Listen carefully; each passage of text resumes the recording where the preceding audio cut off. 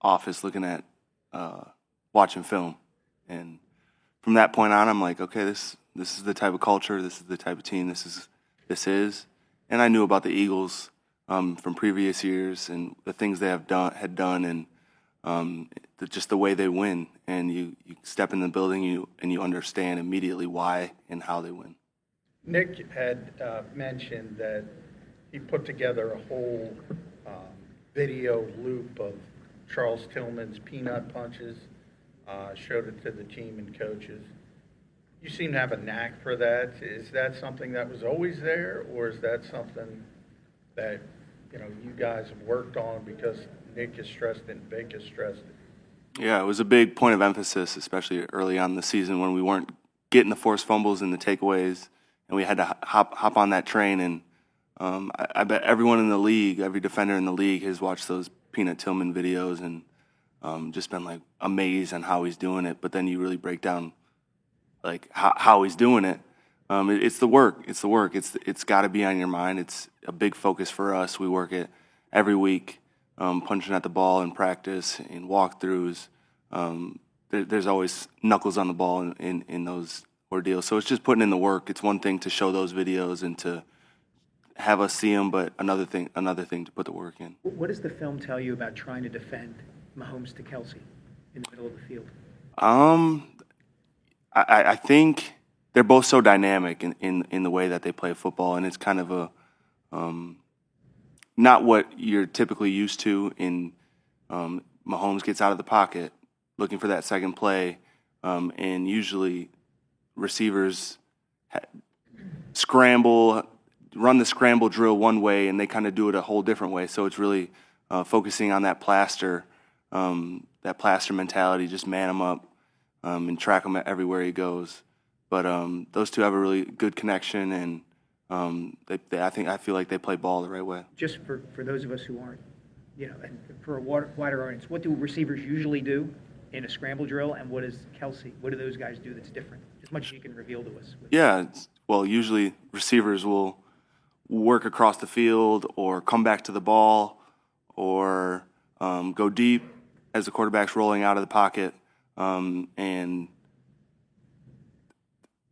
Pat makes some crazy across the body throws, and where Travis is just sitting right in the middle of the field waiting for him, which is not traditional in any way.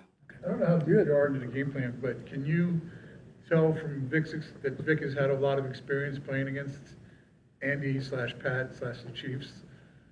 Yeah, I think, I don't know how many times he's played Andy and the Chiefs and whatnot, but you can feel a sense of reassurance with him, and he knows how to handle this situation and handle a team like this. This is only his second time coaching in a Super Bowl. Can you get a sense of him in the moment for him personally in this? Yeah, he takes pride in this moment for sure. I think because today he showed us clips of the first Super Bowl he went to with San Fran in New Orleans, and the things they might have went wrong, or they might have lost focus in moments, and I could tell it means a lot to him, and it's showing in the way that he's acting to us. Getting back to that chemistry with Patrick and Travis, a lot of people say they maybe freelance. Is that something you see, or is there a method to the madness?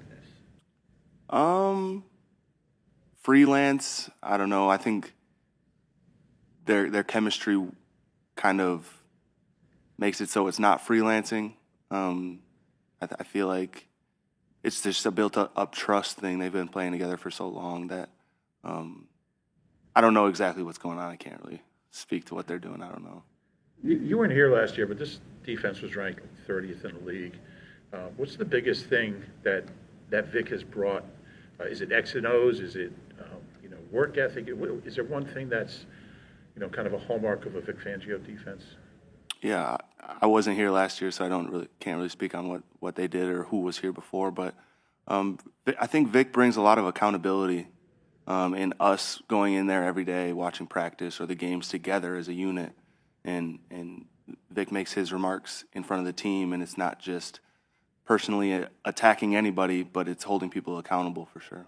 Does he, in front of you, hold himself accountable to you guys? Yeah, he'll be the first one to admit if he made a bad call in a certain situation, or we let up 5 yards on a check down. He says that's on the call, that's on me. But our biggest thing is just making offenses earn it, and not giving it to them, not making mental mistakes, and not giving it to them.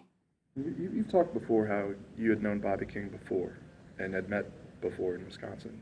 How much has that relationship helped throughout this year? What behind the scenes and helped with him? Yeah, it's cool. We got to rekindle our relationship here. After my pro day, he was actually one of the only guys before COVID shutdown happened that I got to sit down and talk to. We had lunch in Madison, and he really admired my game then, and it's just cool to see that 5 years later, he still admires my game, and it's cool to get to work with him, and he teaches a lot of fundamentals, and I think that's really cool and good for me. Did you get to see the clip of Nick FaceTiming with Nakobe after the game and sort of having a quick celebration? And, unfortunately, Nakobe wasn't able to be there, but what did he mean to you and this group as you got to this point?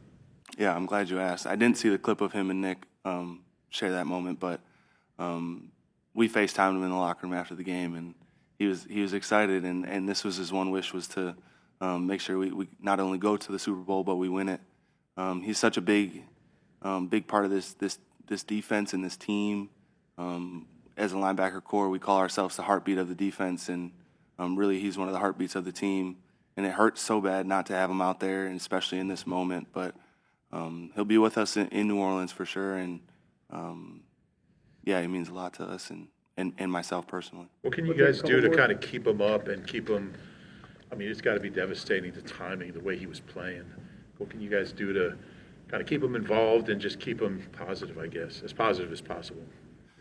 Yeah, Nakobe's a happy guy. I mean, he's not dwelling on his situation. He's always taking advantage of his opportunities, and he sees it as an opportunity for him to step back and look at his game from a different angle and have perspective on his career and what he's done this past year, what he's done in the past, where he's going. So just keeping him involved. I mean, when I was hurt in college, I just wanted to be a part of the team still and be involved.